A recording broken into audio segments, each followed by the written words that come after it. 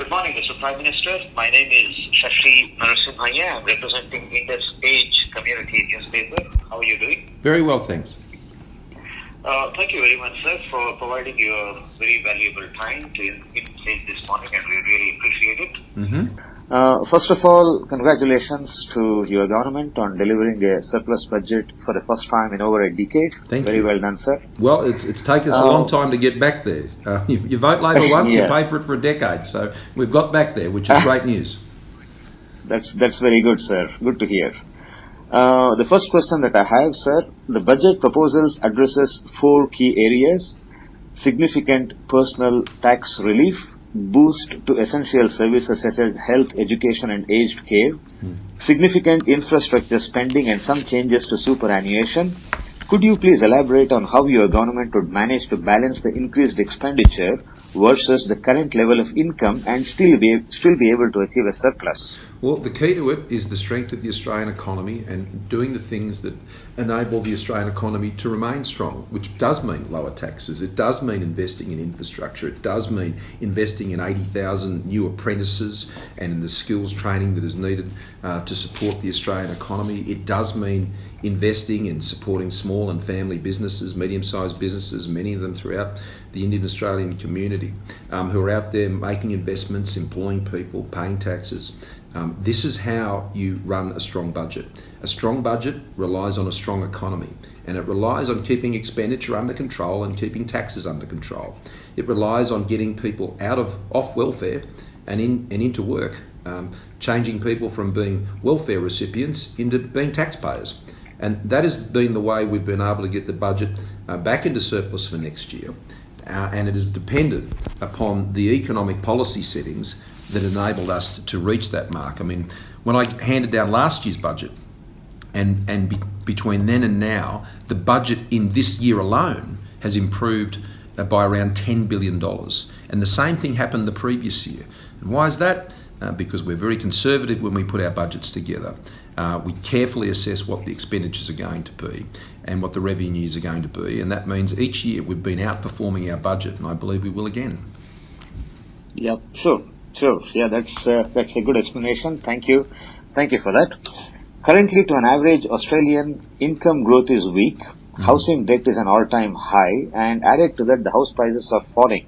So what does the 2019-20 budget do to address this imbalance, Mr. Prime Minister? Well, again, it's all designed to strengthen the economy, build our economy by having lower taxes, supporting small and family businesses, investing in massive infrastructure projects. I mean, we've increased the infrastructure spending from $75 billion to $100 billion. That's a 50% increase in what we're doing. So not a 50%, a 1/3 increase to ensure that we are getting the infrastructure built, which drives jobs and the economy, connects our rural areas to our ports, relieves congestion in our cities. These are the things you need to do. I mean, we are moving into some difficult times ahead with the global economy. I think your listeners and readers would know that very, very well. And the best way for Australia to go into those challenges is not with higher taxes. It's actually with lower taxes. The best way to do it... taxes, but we need to be more resilient.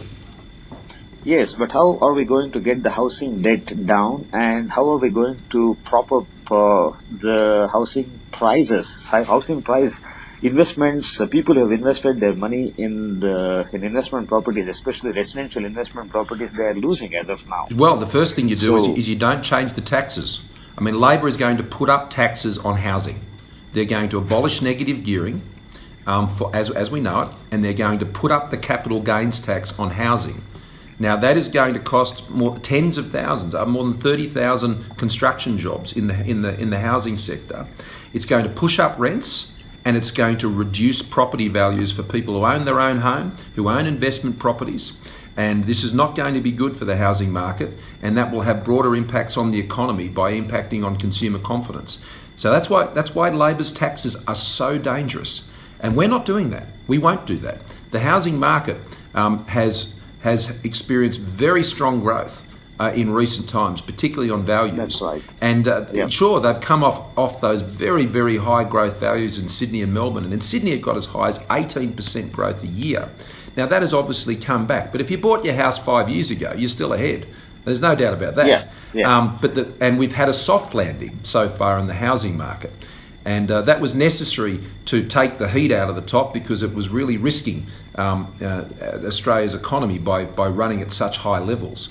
But we were able to manage that. But if you now take a big sledgehammer to the housing market with what Labor Party wants to do, then what you'll see is your worst fears realised when it comes to the housing market. And that's what we will avoid by not having such reckless taxes. Thank you. And are you confirming that the negative gearing will not be touched even after elections, and in case you come back to power, negative gearing will continue to exist as it does now? Absolutely no changes to negative gearing under our government. Absolutely none. It remains absolutely, as does the capital gains tax arrangements. Labor will change both of them. Labor will abolish negative gearing, as we know it, and they will increase the capital gains tax on these investments. And what that will do is it will reduce house prices, the value of the home, that is the single biggest investment that almost any family makes, and it will increase rents. I mean, there are 3 million households, families that rent in this country, and the independent research shows that in Queensland, for example, that could increase rents by as much as 22% in Brisbane. So these are very serious impacts on our economy and the cost of living of Australians. Thank you, sir. The next question that I have is, Australia is a respected global citizen, yet this budget proposes to drastically cut aid to less endowed countries. Would you like to comment on that, Mr. Prime Minister? We will continue to maintain, I think, a very credible overseas aid program, and it's totally, I think, more increasingly focused on our region.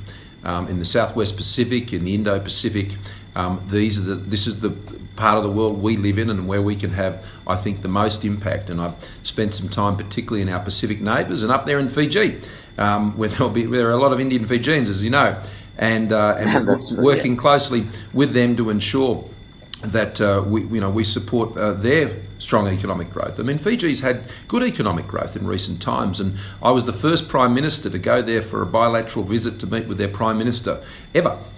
And I was there earlier this year, and I met with the Prime Minister and his ministry, and we're working closely with them in the Pacific, and we'll continue to do that. They're our neighbours, they're our vavale, as we call it throughout the Pacific, or our whanau, as they say. So that's where we're focusing our aid projects and our aid spending. But at the end of the day, we need to pay for hospitals and schools and veterans' pensions and all of these things here in Australia, and that will always be our first priority. Right. That's fine, sir. The last question that I have, for time permitting, could you please provide more details on the proposed changes to superannuation, especially in the context of those who are approaching their retirement?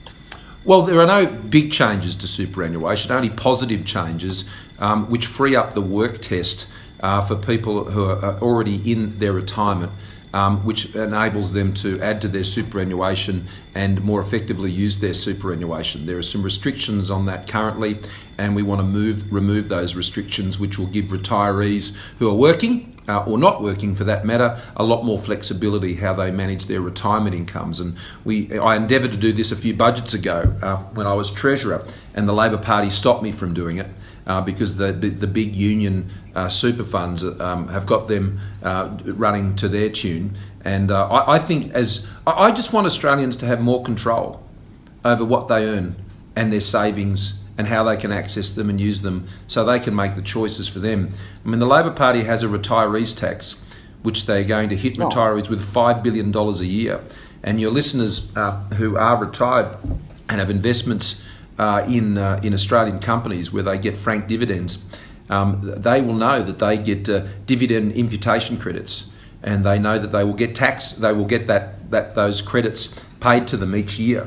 And for many Australians, this is thousands of dollars every year, particularly for older Australians. And I think this is a very cruel tax that the Labor Party wants to put on because, they can't manage money. And when they can't manage their own money, they come after yours. Yeah, but my question was, thank you for that. But my question was more focused on whether there are any further incentives for the Australians to actually save a little more as they approach towards their No, we haven't made any broader retirement, changes to superannuation other than the one I mentioned to you, which is to relax the work test for those in the retirement who are currently in the retirement phase, aged over 65. So we've made that more flexible. We've made that more flexible for people. Yeah. Thank you very much, sir, and thank you again for providing your very valuable time to Indus Age, and we really appreciate it. And as I said earlier, you're welcome. Oh, namaste, Mr. Prime Minister, and on behalf of Indus Age, we wish you all the very best in the forthcoming federal elections, and we look forward to speaking to you again, sir. Thank you. Bye bye.